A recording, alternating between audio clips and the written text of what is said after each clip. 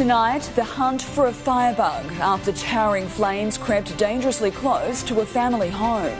Predator on the prowl, alarming details about a random daylight attack on a woman in the northern suburbs. Sick for Christmas, stomach bug cases surging, what you can do to stay safe. The lasting impact of Cyclone Jasper, food shortages and soaring supermarket prices. And tips for last-minute present shopping, how to avoid the pitfalls of panic buying. This is Adelaide's 9 News.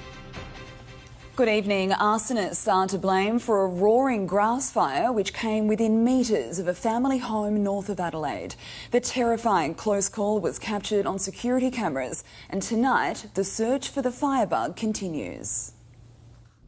Leaping into the night sky, flames inch closer to a home in Adelaide's north. Came outside and looked up the hill and we could see a fire racing down the hill. Steve Uckstep waking just after 2 a.m. The police helicopter circling his Medlow Road property at Ullebury as crews on the ground work to contain a blaze ripping through one of his paddocks. It's scary because for a while you don't know how bad it is and you don't know where it is. It was moving towards the residents and the first arrival appliances were quite concerned. A bird's eye view showing just how close the flames came to Steve's home 2 days before Christmas. Several acres burnt, fortunately no major damage. These water tanks also spared, which the family relies on given there's no connection to the mains water supply. Metres from the shed and from my sheds, about probably 50 metres from the house. In preparation for the bushfire season, Steve slashed the grass here just 3 weeks ago, a move which potentially saved his home. Fire investigators combing the scene today, determining the blaze is suspicious. At this stage we believe there's 2 ignition points, and this area is known for people to be sitting around and watching the lights of the city. And it's not the first time a firebug has targeted the property. We've had 5 fires here in 24 years and yeah, people just think it's funny, I assume. Steve now pleading with the public to help find any culprits. If someone knows anything that would lead to a conviction, I'll give them a substantial reward. Ollie Haig, 9 News. Tonight, police are asking for help to track down a predator who attacked a woman in Prague in broad daylight. Dylan Smith is following the story, and Dylan, this was a random attack. Yes, it was, Alice. The victim was walking along a suburban street in the middle of the day when she was assaulted by a stranger. And tonight we can show you vision of the suspect on the day of the attack. Police say he approached the woman from behind and grabbed her. The victim screamed and ran away. Fortunately, she wasn't hurt.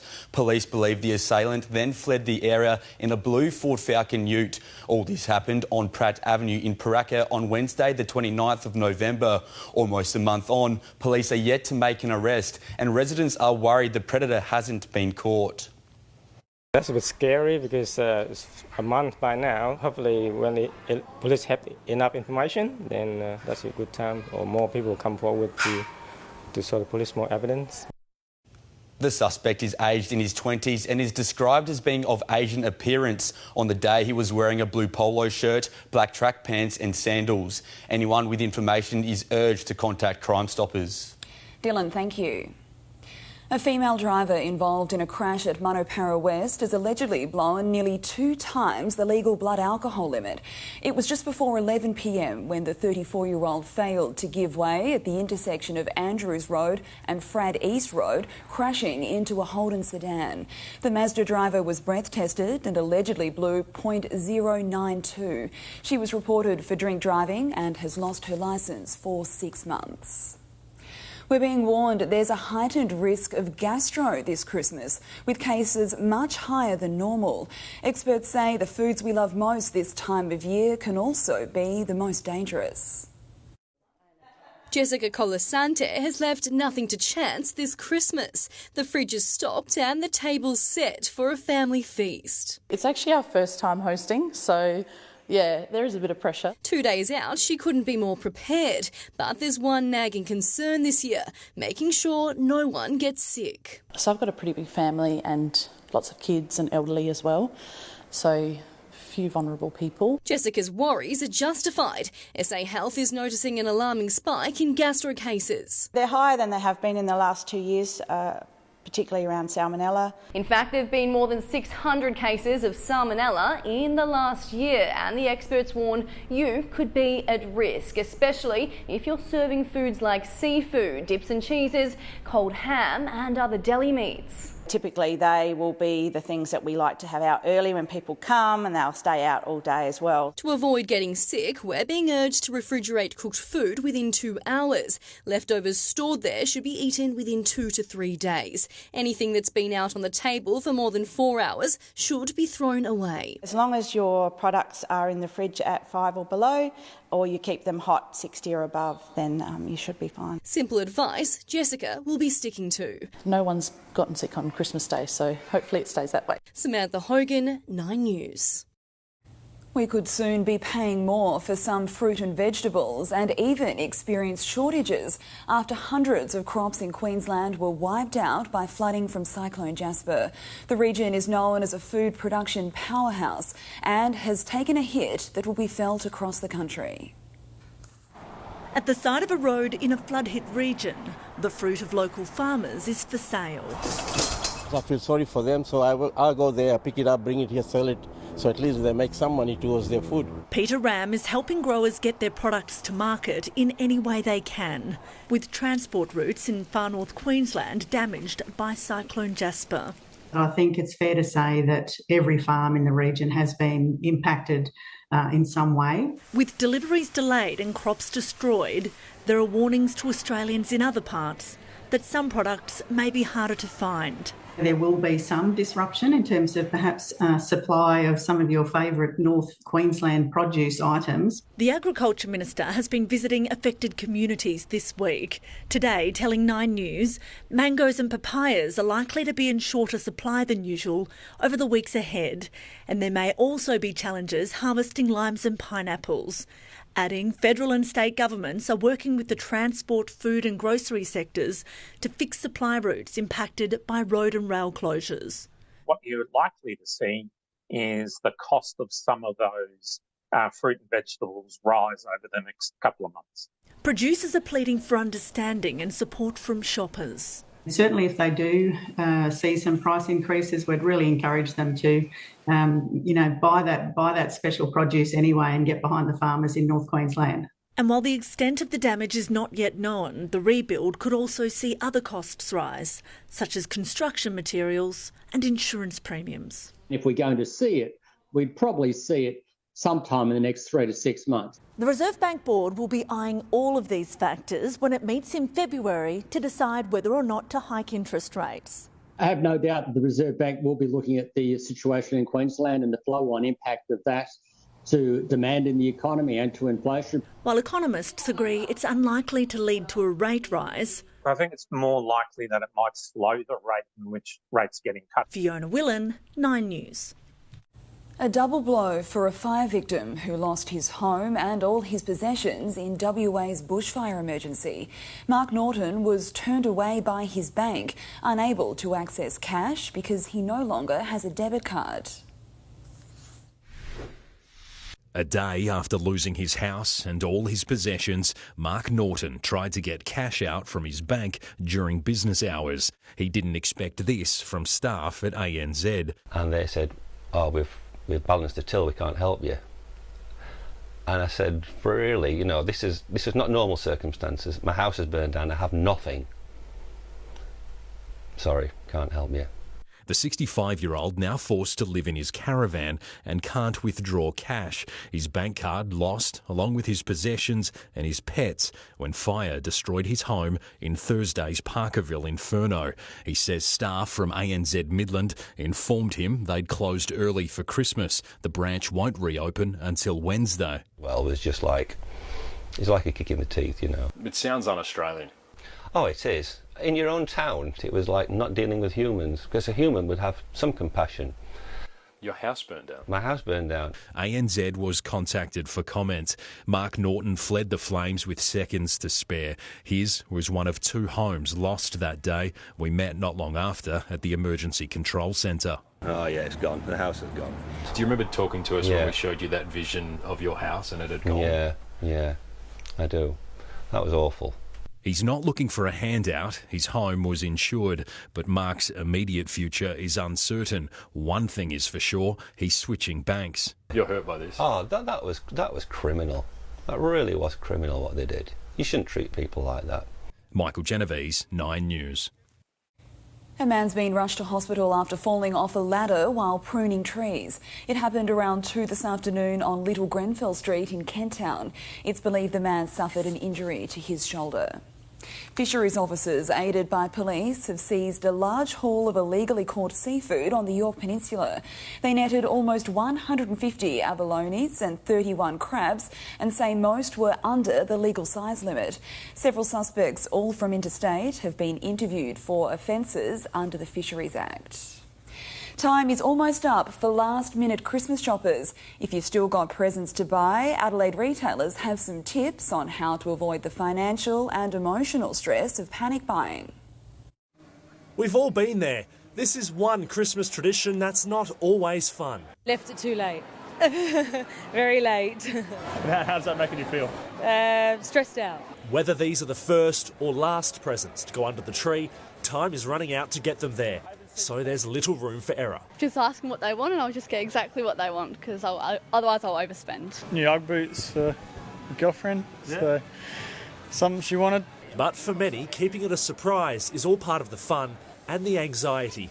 If you're stuck for ideas, staff are there to help. Definitely ask retail workers as to what to shop for. If it's for females, particularly candles or bags, they're the most best option. And for males, we do have a lot of tools.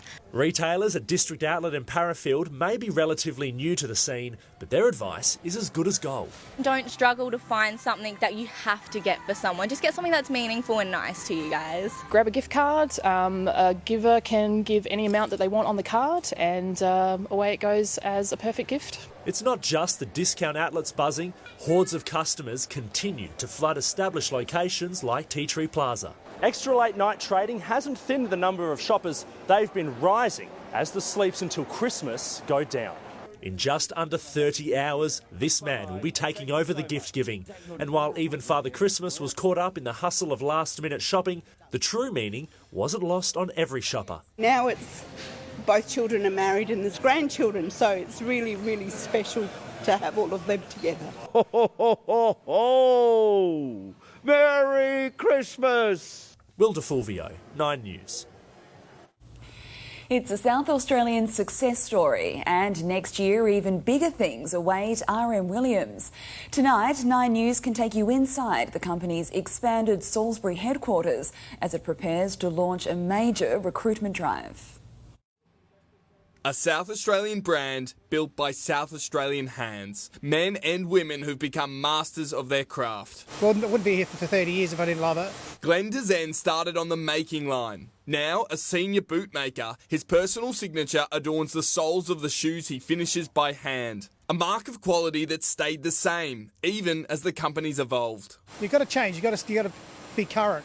Changes happened gradually throughout the decades. It was 1934 when RM Williams first set up shop at his father's shed. The production workshop moved to Salisbury in the 70s and has been there ever since. Expansion now essential, the factory doubling in size to meet surging global demand. We expect this area, apparel area alone, to at least triple over the next couple of years. The RM Williams workshop team has grown 46% in the last 3 years and it's still going. A recruitment drive for the brand's growing expansion set to be launched next year. We're going to need more people next year as we bring on new footwear lines for women's and for repairs, so more to come next year.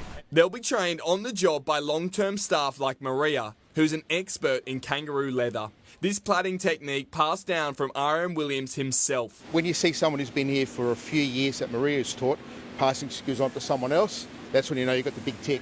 A hardy brand built for the tough Aussie outback that's taking over the fashion world from this South Australian shed. It's just the start. Gus McDonald, 9 News. Will Grouch is here now with what's ahead in sport, and Alex Carey is a man on a mission. Alice, all focus on the Boxing Day test, but he's got his eye on getting his spot back in the white ball format too. Hi everyone, more from the South Australian star shortly, but also ahead, an agonising end for the Strikers after a clash with the Sixers that went down to the wire. Plus, how the Reds rediscovered their mojo to snap a 3-game skid. Thanks, Will. See you soon. Next on 9 News, 25 years on from the Sydney to Hobart storm, those who survived the disaster remember the mates they lost. And a promising update from Australian music legend Jimmy Barnes.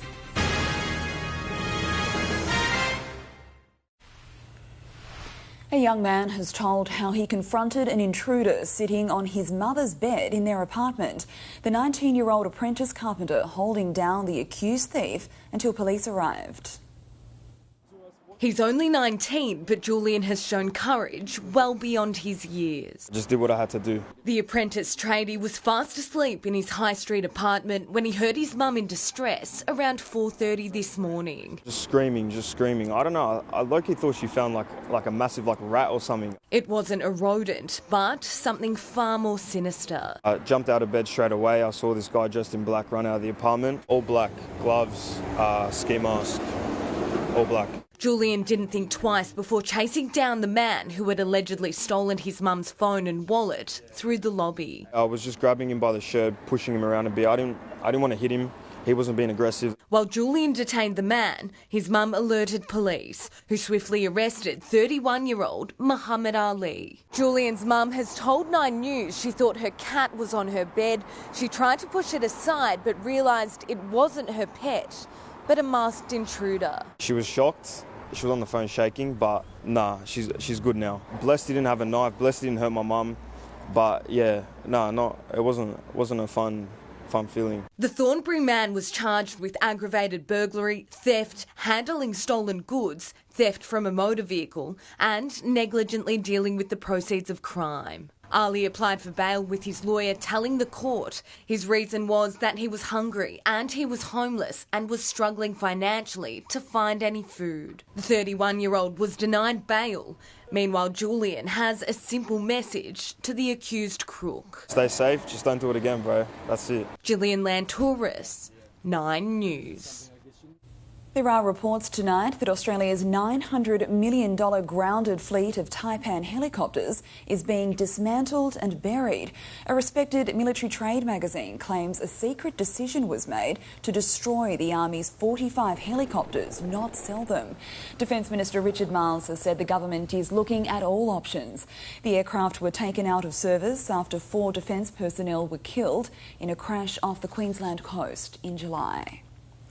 The Sydney to Hobart Spectacular is back on the radar. Boaties preparing to set off in the Blue Water Classic yacht race on Boxing Day.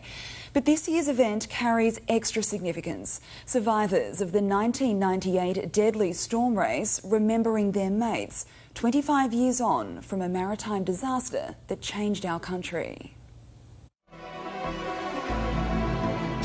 Mayday, mayday, mayday. I'm not quite sure how long he can hold this out. I'm glad to be alive, mate, I'll tell you. Boxing Day, 1998, and a near perfect start to the Sydney to Hobart yacht race. What a sight, guns gone and they're away. But at this point, the sun-drenched and smiling competitors had no idea they were heading straight into a supercell. Few warnings, even fewer options, as intense wind, rain and waves turned the race into a fight for survival. What followed was the largest peacetime search and rescue operation in our country's history. 55 sailors were pulled from the sea, 7 yachts sunk, and 6 lives were lost. One wave just came out of nowhere.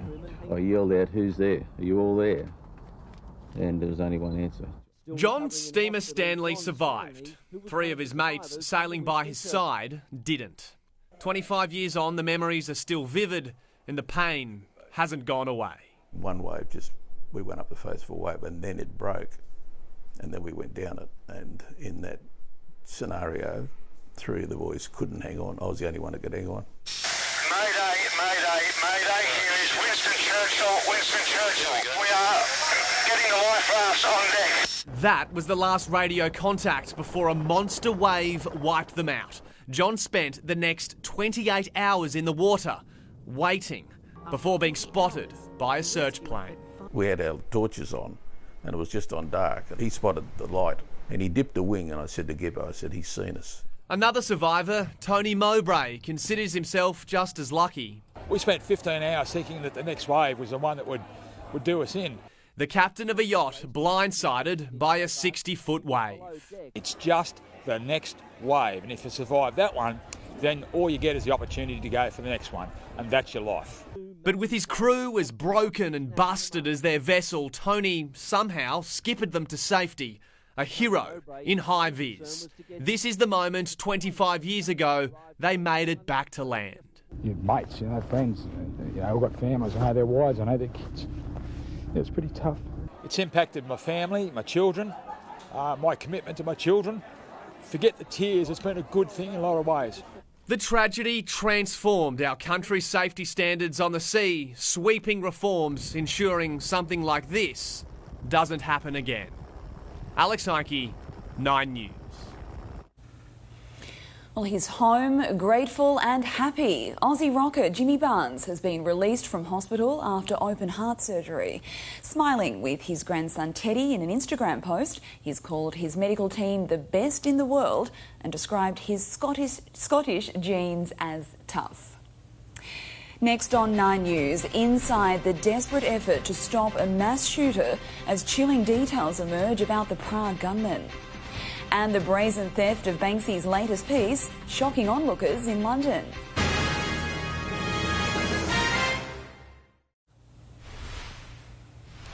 The city of Prague is coming together for a national day of mourning after 14 people were shot dead at a university. Disturbing new information has now been released about the 24-year-old gunman and the effort to stop him. In pursuit of a gunman who's ready to die and wanting to kill as many others as possible, police charge into Charles University. As they head up the stairs, yelling is heard on the floors above. They move quickly through the art faculty from room to room. One door has to be forced open. Czech police releasing the body cam vision, revealing the gunman David Kozak killed himself with a shotgun, but not before murdering 14 people and injuring dozens. Officers say they found piles of ammunition in unbelievable quantities and believe it could have been even worse if they hadn't arrived within 4 minutes. The 24-year-old's murder spree likely began last week. Ballistics tests have found a match between a weapon at Kozak's home and the one used to kill a man and his 2-month-old daughter in a forest. Before the rampage, he took to social media. "I always wanted to kill. I thought I'd be a maniac. Then I realised that mass murder is much more profitable than serial murder." He said a 14-year-old who killed a classmate before taking her own life in Russia earlier this month was the final push he needed. Those who survived still in shock. Those he did reach slowly being identified. In the square where so many innocent people died, a makeshift memorial builds. Visitors light candles for people they knew and for those they didn't. This is not usual here, so it's shock. This incident has had a profound impact, and that's evident with people coming from all over to pay their respects. Speaking with locals, it's clear this is something that's going to take a long time to come to terms with. A friend of us just walked around this corner when the shooting began. He was running for his life. He didn't know where the shots come from, and he just ran down the street and hid behind the corner. Shock felt deeply by the whole country as the Czech Republic begins an official day of mourning. In Prague, Edward Godfrey, 9 News. A woman has been killed and 2 others injured when they were crushed by a 20-metre-high Christmas tree in Belgium. The tree was seen swaying in stormy weather before it collapsed next to a market. Authorities are now investigating if it was properly secured. After days of negotiation and multiple delays, the UN Security Council has approved a resolution to increase aid to Gaza as international agencies warn a quarter of the population is now starving. The vote also, for the first time, calling for Israel and Hamas to create the conditions for a future ceasefire. A Hamas tunnel blown up in Gaza in an enormous cloud of smoke, the IDF releasing video, as experts describe Israel's military campaign as one of the most destructive in the history of warfare. Satellite data analysts claiming 33% of the enclave's buildings have been destroyed. The UN Security Council finally voting through a resolution not for a ceasefire or another pause in fighting, but to create conditions for sustainable cessation of hostilities. A humanitarian ceasefire is the only way to begin to meet the desperate needs of people in Gaza and end their ongoing nightmare. The wording watered down to get Washington on board, the US and Russia abstaining from the vote, as the Council also voted for an increase in the speed and scale of aid deliveries to Gaza. Today, this Council provided a glimmer of hope amongst a sea of unimaginable suffering. After a UN report found more than 500,000 Palestinians are starving, the World Food Programme now says if the war continues, Gaza is at risk of famine within 6 months. I've seen Afghanistan, I've seen Yemen, I've seen Syria, I've seen South Sudan. I've never seen something at this scale as is happening in Gaza. Support for Palestinians growing in Yemen, where Houthi rebels have been attacking ships transiting the Red Sea. These crowds chanting "Death to America, death to Israel." In London, Karianne Greenbank, 9 News. Hollywood bad boy Charlie Sheen is back in the spotlight after an incident at his Malibu home. A neighbour is accused of attacking the actor. Police say the 47-year-old woman burst into his home and attempted to strangle the 2.5 Men star. She was arrested for assault with a deadly weapon and burglary. Pakistan's former Prime Minister Imran Khan has been granted bail in relation to the alleged leak of state secrets. But the 71-year-old former cricketer is unlikely to be released from jail as he's serving a separate 3-year sentence for corruption. Still to come on 9 News, a world-leading Australian-developed test proves promising for diabetes patients. Plus, why more and more Australians are jumping on the electric vehicle bandwagon.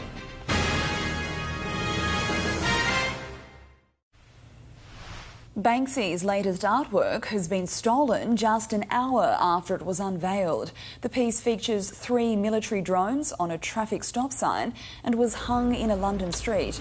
Onlookers watched on in shock as a man with bolt cutters pulled the sign down and ran off with the artwork. A Norwegian cruise ship has been struck by a huge wave on the North Sea, knocking out its power.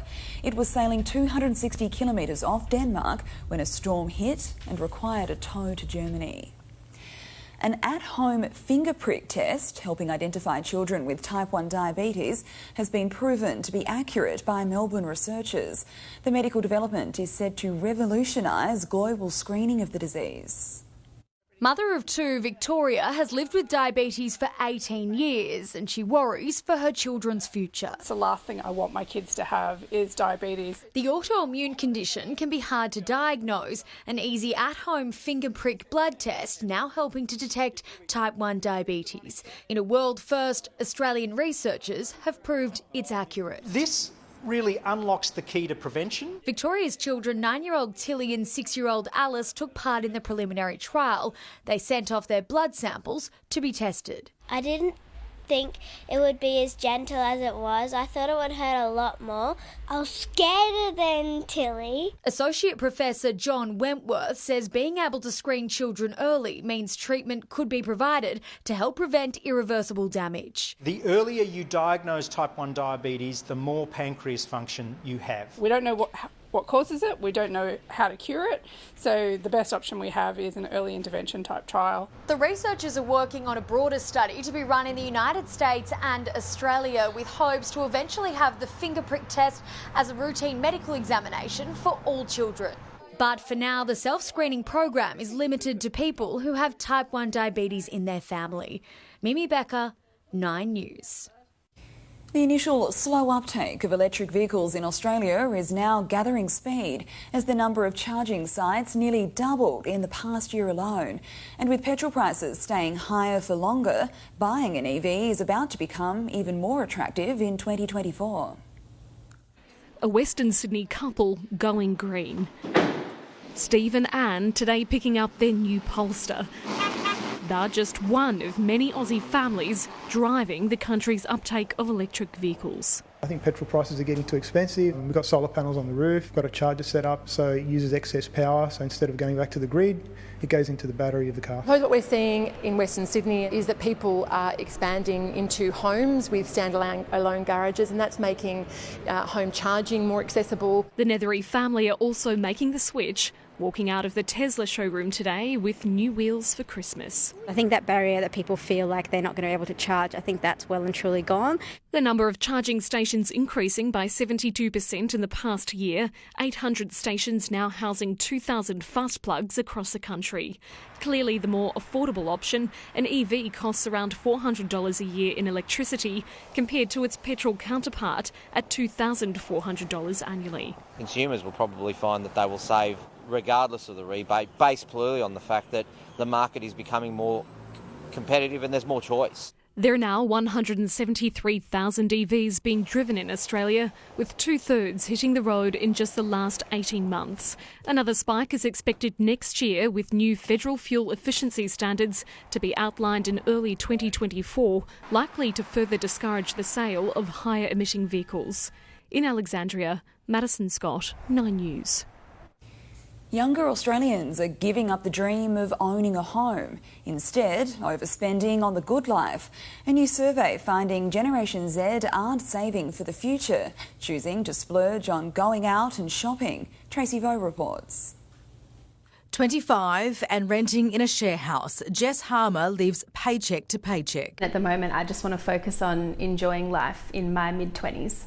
She works in digital marketing but has a second job in a bakery to help top up her funds. Most of us do have a little bit of savings put away, but nothing in terms of like buying a house. It's more holiday funds or shopping funds. The biggest factor that was sort of holding them back was actually overspending on the good life. And that is the way of life for a whole generation, those born between 1997 and 2012. 42% say overspending on going out and shopping is preventing them from building a healthy nest egg. 25% claim they can't afford to lose their smartphone or laptop without going into debt. 9% say they never have money left over between paydays. I also think not having physical cash to hand over, that tap and go generation really doesn't value money as much. So we don't see it, so when we spend it, we're just not sure where it's going. And long-term investments aren't on the radar, the dream of owning a home remaining a dream. Buying a house is the last thing on our list of priorities. We would love to, but it doesn't seem achievable right now. But financial experts say there are options to get you onto the property ladder and urges Generation Zs to think long-term and look into other ways of building your net wealth. Is that investing? Is that a rental property? Is that superannuation? There are a lot of government schemes that can actually get you into your own home with as low as a 2% deposit. Jess Harmer is trying to get on top of her finances, tapping into a modern way of saving with Digital Bank Up, which helps the young organise money and stash some cash away. I love that they have their savers. I just have to get a bit better at actually putting money in there. Tracy Vo, 9 News. Trafalgar Square's famous Christmas tree has been lit up in a ceremony dating back decades. This year's spruce tree, gifted from Norway, initially mocked by Londoners as half dead, needing a branch transplant before its big reveal. It's beginning to look a lot like Christmas. It's perhaps the world's most famous Christmas tree, but this year something was a little lopsided about the Trafalgar Square fir. The tree attracting a good degree of scorn after it arrived in London with one of its sides almost branchless. Its 1,600-kilometre journey from Oslo after being felled in the Norwegian forest, leaving it a little worse for wear, people questioning where the other half of it was. Tree surgeons were called into action, their task to spruce up the Norwegian spruce, giving the 18-metre tree a branch transplant by hammering in pre-cut healthier branches where parts had been left threadbare. All in preparation for the big reveal in front of crowds braving the rain at Trafalgar Square.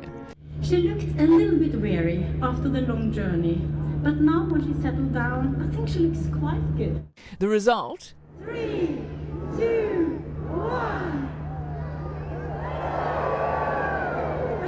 An official Twitter account for the tree saying, "Looks like you spoke too soon, look at me now." Also, it's not always about what's on the outside. This is a beautiful tradition. Norway has been gifting Britain a Christmas tree every year for the past 70 years as a token of thanks for the UK's help in defeating the Nazis in World War II and liberating Norway from German occupation. And while it's not the first time Londoners have raised their eyebrows at the state of Norway's gifted Christmas trees, for those watching the lighting ceremony, it was all about the Christmas magic. It makes me feel happy and like Christmas spirity. In London, Carrie-Anne Greenbank, 9 News. Well, sports next with Will Crouch. And Will, Alex Carey is out to end that form slump. Alice, he's hoping a return to the scene of his biggest moment can help him get back to his best. Hi Brian, that story and plenty more cricket after the break as the Aussies get their first look at the MCG and what's in store for Boxing Day. Plus Steph Curry back in rhythm and making it rain for the Warriors.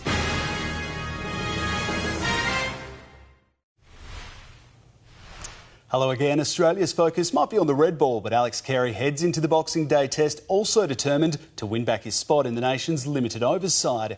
It comes as the form of the South Australian begins to firm up leading into the second test.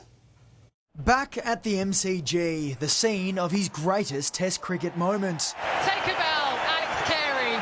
But that maiden ton didn't set the tone for the next 12 months. You see there's some opportunities to grow and learn as a person and I guess who you are as a player and go out and, put a smile on your face. Dropped from the ODI team as they rocketed to World Cup success. It never makes it easy though to hear, you're going to be left out. I guess you get time to reflect. The test incumbent determined to reprise his limited overs post. Timings of a leaner trot was led to that decision. I still feel like I've had some pretty solid performances the last 12 months in one-day cricket. A tumultuous year, including facing the brutal British tabloids for his Bairstow stumping, steeling him for the future. Any setbacks, I try to use them in my favour to learn, to grow. Now, off the back of his 100th test dismissal in Perth and a promising 34 with the bat, his form is looking up 3 days out from Boxing Day. Yeah, I guess a little milestone, which is nice to reflect back on one day.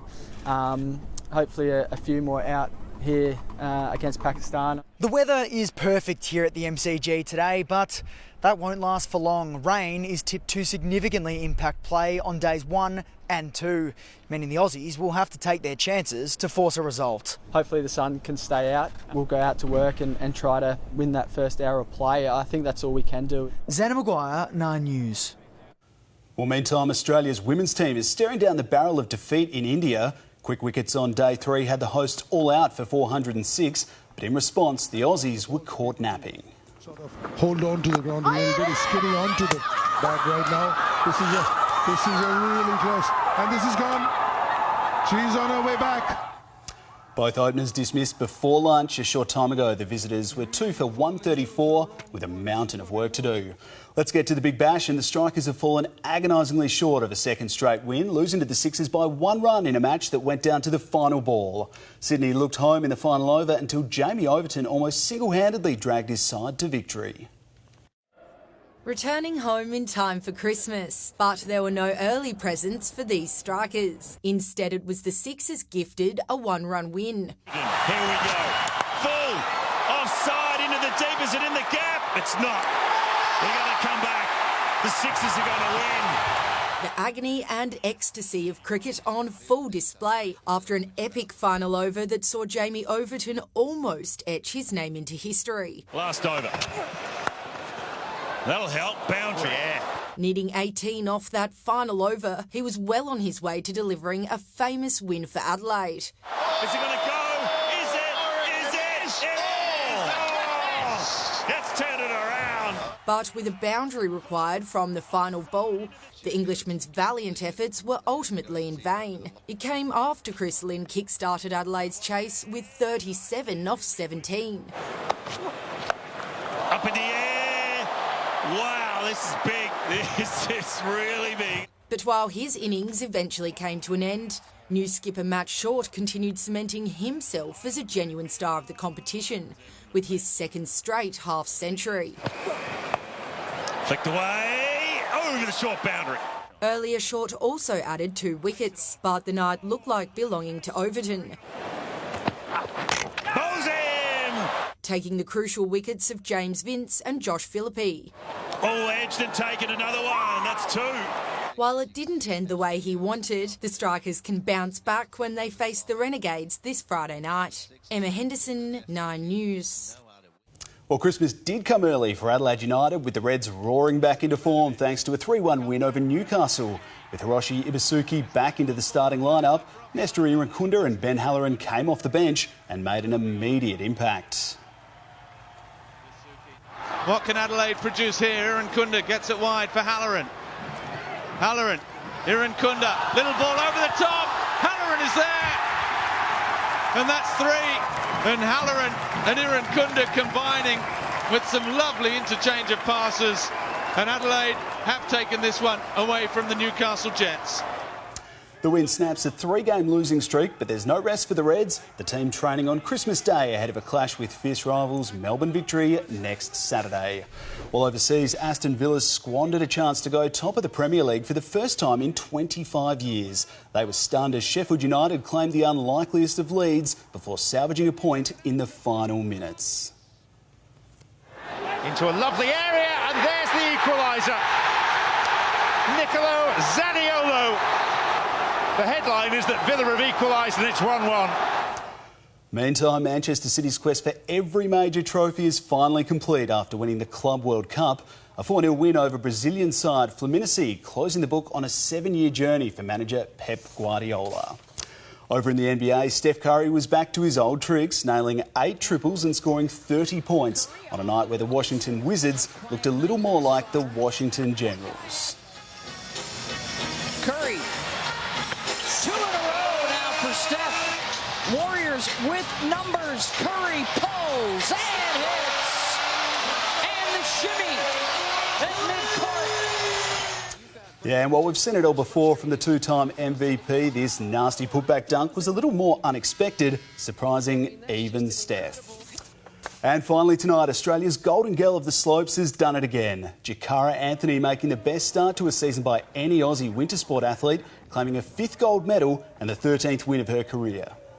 It was pretty tough out there. Some of the girls were throwing down some big scores and some solid runs, so really had to be on my game, and pretty stoked to ski some runs that I was happy with and get some good training in and, yeah, come away with a win.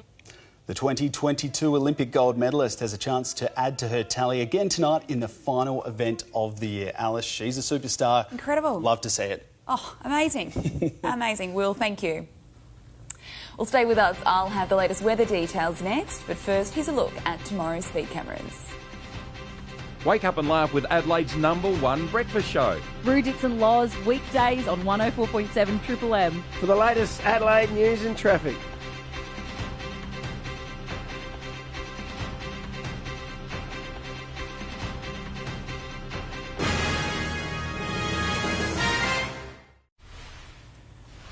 Time for a look at the weather now, and we scored another picture-perfect sunny day here across Adelaide. We hit our top of 28 degrees at around 4 this afternoon after a mild overnight low of 15, and right now it's 26 degrees.